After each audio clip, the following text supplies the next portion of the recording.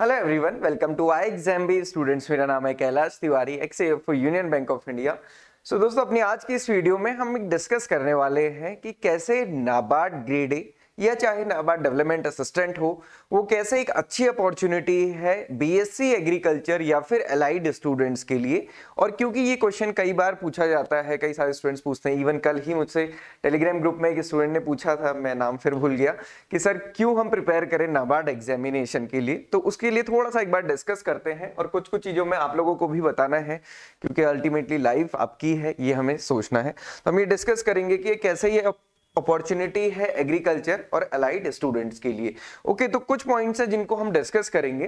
जैसे सबसे बड़ी बात है कि एलिजिबिलिटी। अब आप कहेंगे कि एलिजिबिलिटी में क्या मतलब है। एलिजिबिलिटी का मतलब है कि देखिए, नाबार्ड ग्रेड के लिए पहले तो कोई सा भी ग्रेजुएट हो किसी भी सब्जेक्ट में वो एलिजिबल है, बट उसके अलावा जो स्पेसिफिक स्ट्रीम्स हैं, स्पेसिफिक स्ट्रीम्स अगर आप देखेंगे, जैसे एग्रीकल्चर है, लैंड डेवलपमेंट है, इन सब में केवल वही स्टूडेंट जा सकते हैं जिनका बीएससी इन एग्रीकल्चर होगा। Okay, then horticulture and plantation है, उसमें जिनका बीएससी इन हॉर्टिकल्चर है वही अप्लाई कर सकते हैं। फिशरीज, एनिमल हस्बेंड्री, इस टाइप से लगभग सारी जितनी हमारी ब्रांचेस होती हैं मैक्सिमम, उनके लिए जो अलाइड ब्रांचेस भी होती है, एग्रीकल्चर इंजीनियरिंग भी है जिसमें, उनके लिए स्पेसिफिक रिक्रूटमेंट होती है। तो एलिजिबिलिटी के अकॉर्डिंग ये एक अच्छी अपॉर्चुनिटी है। देन दूसरी चीज आती है कि एग्जाम का पैटर्न। एग्जाम का पैटर्न बहुत हद तक कोरिलेट करता है एग्रीकल्चर वालों के फेवर में। कैसे करता है ये मैं आगे बताऊंगा। पहले इसमें होता था कि क्वांट्स, रीजनिंग, इंग्लिश में अच्छा स्कोर करने से प्रीलिम्स क्लियर हो जाता था या क्वालिफाई हो जाता था, बट अब ऐसी कंडीशन नहीं है। क्वांट्स, रीजनिंग, इंग्लिश केवल क्वालिफाइंग है, जो मैक्सिमम मार्क्स हैं वो ARD-ESI के हैं, तो ये भी काफी फेवर होता है। देन होता है इंटरेस्ट एंड पैशन। क्योंकि हमने ग्रेजुएशन एग्रीकल्चर में किया, पोस्ट ग्रेजुएशन एग्रीकल्चर में किया है, तो कहीं ना कहीं हमारी एलिजिबिलिटी और हमारा जो माइंडसेट है दोनों ही एग्रीकल्चर फील्ड में होते हैं। तो यहाँ पे हमारे लिए होता है कि हम कुछ ना कुछ एग्रीकल्चर सेक्टर में ही करेंगे। तो नाबार्ड एक ऐसा इंस्टीट्यूशन है जो आपको एग्रीकल्चर और रूरल डेवलपमेंट में काम करने में आपको हेल्प करता है, और वो भी बेसिकली बहुत बड़े लेवल पे। अगर आप मुझसे यहाँ पे पूछें कि सर AFO और नाबार्ड में क्या डिफरेंस है, तो दोनों में यही डिफरेंस है कि नाबार्ड एक बहुत बड़े लेवल पे पॉलिसीज बनाता है और जो AFO है वो उन पॉलिसीज को अप्लाई करता है। मतलब AFO बनके आप जो स्कीम है या फिर पॉलिसीज हैं उनको आप अप्लाई करेंगे, घर घर तक पहुंचाएंगे, बट वो पॉलिसी बनाई किसने? नाबार्ड ने। तो मतलब आपको पॉलिसी फ्रेमिंग या जो हम कहते हैं ना पॉलिसी मेकिंग, उसका एक पार्ट बनते हैं। नाबार्ड अपने आप में एक डेवलपमेंटल बैंक है। सैलरी एंड अलाउंसेस, क्योंकि वो एक सबसे इंपॉर्टेंट चीज है, मैक्सिमम मतलब सबसे हम कहेंगे बहुत अर्जेंट या फिर जो सबसे इंपॉर्टेंट वाली एक चीज होती है, उसमें हम काउंट कर सकते हैं। हालांकि नंबर 1 पे तो नहीं करेंगे, नंबर 3 पे ही करेंगे, और बेटर करियर ग्रोथ है। तो हम स्टार्ट करते हैं सैलरी से। तो इन पॉइंट्स को हम डिस्कस करेंगे। सैलरी अगर आप देखेंगे, अभी यहाँ पे जो बाइपर्टाइट सेटलमेंट हुआ है 11th BPS, हालांकि अब तो 12th BPS ड्यू हो चुका है, बट इसके अकॉर्डिंग अब जो सैलरी है वो 90,000 प्लस ग्रॉस है, और जो नेट सैलरी है वो 70,000 है। इस पे मैंने एक डिटेल वीडियो पहले बनाया था। अगर आपको बहुत डिटेल में देखना है सैलरी एंड इसके कंपोनेंट, तो आप उस वीडियो को देख सकते हैं। तो अभी ये लेटेस्ट सैलरी है नवंबर मंथ की, तो आप देख सकते हैं कि जो ग्रॉस सैलरी है वो 90,000 है और नेट सैलरी 70,000 है। ये सैलरी का कंपोनेंट है। इसके अलावा अलाउंसेस अलग से हैं, जो कि आप देख सकते हैं कि अलाउंसेस में कन्वेंस अलाउंस है जिसमें 150 लीटर पेट्रोल है, हालांकि ये भी अभी रिवाइज होने वाला है। टेलीफोन का है, हाउस होल्ड अलाउंसेस हैं, leave, travel concession, other allowances, furniture allowances हैं। ओके, तो ये सारी चीजें मिला के आप देख सकते हैं कि आपकी सैलरी काफी अच्छी होती है। 90,000 तो ग्रॉस सैलरी ही है। अगर आप AFO ज्वाइन करते हैं तो वो 50 से 60 के बीच में ग्रॉस सैलरी होती है। अगेन लोकेशन पे काफी सारी चीजें डिपेंड करती हैं। देन पोस्टिंग एंड ट्रांसफर्स की अगर इसमें हम बात करें तो प्रोबेशन पीरियड इसमें भी 2 साल का होता है। ट्रांसफर्स अगर हम बात करें तो हिली एरिया में 4 साल, प्लेन एरिया में 6 साल में ट्रांसफर होता है। अब हिली एरिया हो चाहे प्लेन एरिया हो, इसमें एक बेनिफिट ये होता है, बेनिफिट भी कह सकते हैं आप इसको, बेनिफिट पॉजिटिव माने नेगेटिव माने वो आप बता सकते हैं कमेंट बॉक्स में लिख के, कि जब भी आपको पोस्टिंग मिलेगी वो आपको स्टेट के कैपिटल में मिलेगी, क्योंकि नाबार्ड के ऑफिसेज स्टेट कैपिटल्स में ही है। जैसे आपने देखा AFO में हमको कहीं भी पोस्टिंग मिल सकती है, क्योंकि बैंक्स तो हर जगह होते हैं, डिस्ट्रिक्ट में भी, ब्लॉक में भी, गांव में भी, हर जगह, बट यहाँ पे स्टेट कैपिटल में मिलती है। अब अगर आप इसको पॉजिटिव नेगेटिव कैसे भी देखना चाहें, हालांकि फील्ड एक्सपोजर भी इसमें रहता ही है। घर के पास की पोस्टिंग्स मिलना भी इसमें काफी मतलब ऐसा नहीं कि बहुत मुश्किल है।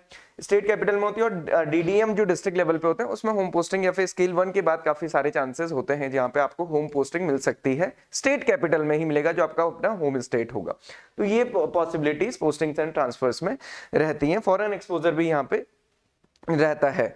ओके, देन करियर अगर हम ग्रोथ की बात करें तो असिस्टेंट मैनेजर ग्रेड ए से अगर आप शुरू करते हैं तो मैनेजर लेवल उसके बाद का प्रमोशन होता है, जो जैसे मैंने आपको बताया 4 से 5 साल बाद आप इस एग्जाम के लिए एलिजिबल होते हैं।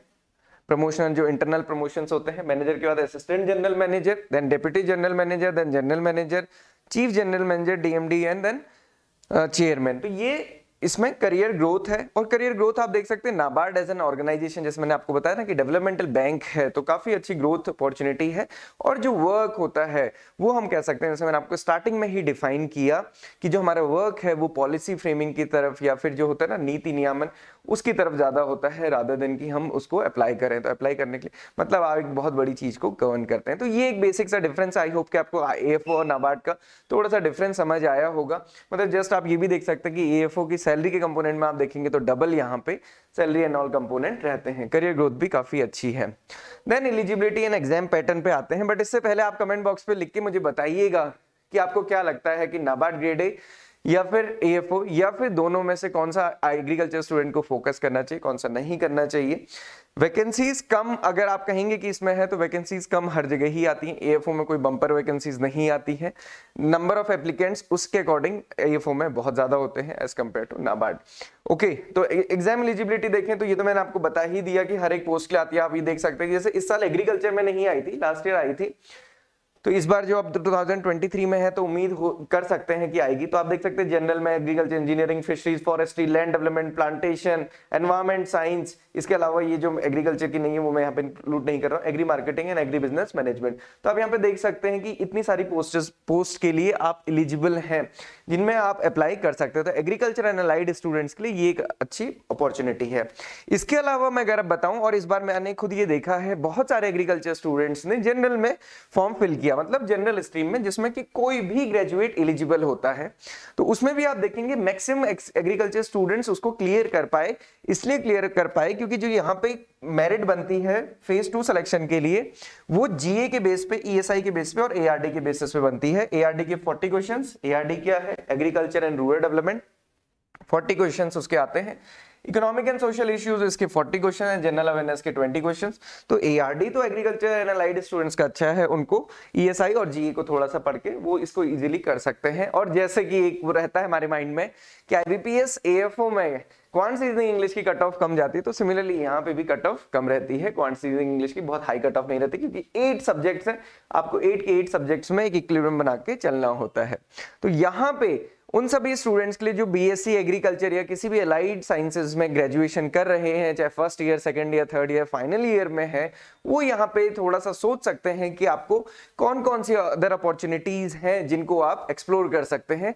स्टेट गवर्नमेंट्स की जॉब भी होती हैं बट हम उनको बहुत ज्यादा रिलायबल नहीं हो सकते क्योंकि उनमें थोड़ा सा जो रिक्रूटमेंट होने का टाइम है या होना है उसमें कुछ भी चीजें फिक्स नहीं होती हैं। जो आईबीपीएस या फिर ये जो नेशनल लेवल पे रिक्रूटमेंट होती है वहां पे ये बेनिफिट होता है कि ये सारी रिक्रूटमेंट बहुत फास्ट होती हैं, ज्वाइनिंग भी इसमें बहुत ज्यादा फास्ट होती है। इंटरेस्ट एंड पैशन ये हमने डिस्कस किया। अब आप मुझे कमेंट बॉक्स पे लिख के बताइएगा कि आप कहाँ जॉब करना चाहते हैं, किस टाइप की जॉब, या क्या आपके एस्पिरेशंस हैं। देन कट ऑफ का बहुत ज्यादा कोरिलेशन अभी नहीं है। कट ऑफ का कोरिलेशन कब होगा, जब आप मॉक टेस्ट देंगे, प्रीवियस ईयर पेपर देंगे, प्रीवियस ईयर पेपर दीजिए, उसको देखिए आपके मार्क्स कितने आ रहे हैं, क्या आप उसको क्लियर कर पाएंगे या नहीं। तो ये पीडीएफ मैं आपको दूंगा तो आप वहां पे देख सकते हैं, इसको मैं अभी डिफाइन नहीं कर रहा हूँ।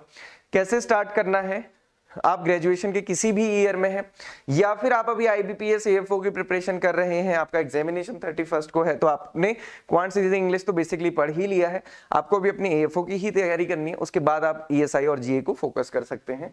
बट जो अदर स्टूडेंट्स हैं सबको सबसे पहले आपको क्या करना है, 2022 में जो लर्निंग हमें मिली, कैसे मिली, previous year paper and syllabus देख के आप उसको एनालाइज कीजिए, देखिए कि आप उसको कितना कर पाते हैं। देन ये हमेशा ध्यान रखना है कि हमें 8 के 8 सब्जेक्ट को फोकस करना है। ऐसा नहीं होना चाहिए कि आप एआरडी, ईएसआई, जीए तो कर रहे हैं बट आपने कंप्यूटर नॉलेज छोड़ दिया। मैंने ये भी देखा है कि बहुत सारे एग्रीकल्चर स्टूडेंट्स कंप्यूटर नॉलेज में कट ऑफ नहीं क्लियर कर पाने की वजह से फेज 2 नहीं लिख पाते हैं। देन सोर्सेज आपको अपने फिक्स करके पढ़ाई शुरू करनी है। टाइम अलॉटमेंट कीजिए अभी क्योंकि बहुत टाइम है। मतलब ये जो नेक्स्ट नोटिफिकेशन है वो जून जुलाई एंड में आएगा नेक्स्ट ईयर, तो आपके पास सफिशिएंट टाइम है। अगर आप रोज 1 से 2 घंटे भी इसके लिए डेडिकेटेडली देते हैं तो आप बहुत अच्छे से कर सकते हैं क्योंकि क्वांट सीजनिंग इंग्लिश एग्रीकल्चर आपका कहीं ना कहीं प्रिपेयर ऑलरेडी हो ही रहा है। तो कंसेप्ट बनाने में ध्यान दीजिए, ईएसआई के कंसेप्ट से, जैसे इन्फ्लेशन है उसको समझिए क्या इंपैक्ट है, प्रेजेंट कंडीशन में क्या मतलब है, ये सारी चीजें आपको देखनी है। सो एक्साम्बी इज ऑल्सो प्रोवाइडिंग कोर्स, है ना, हमारे पास नाबार्ड जनरल का भी, एग्रीकल्चर का भी और भी अलग स्ट्रीम्स के लिए कोर्सेज अवेलेबल हैं, आप देख सकते हैं, डेमो देख सकते हैं। 60% अब ये ऑफ इसमें चल रहा है, आप अकॉर्डिंगली लेके अपनी प्रिपरेशन स्टार्ट कर सकते हैं।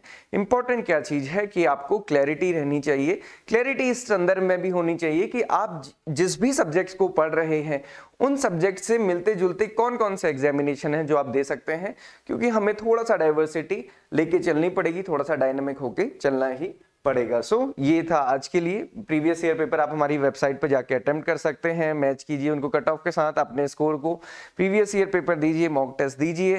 This is all for today. इसके अलावा कोई भी आपका डाउट, क्वेरी, क्वेश्चन है, आप हमें कॉन्टेक्ट कर सकते हैं, लिख सकते हैं। Thank you everyone for watching this video and have a good day ahead.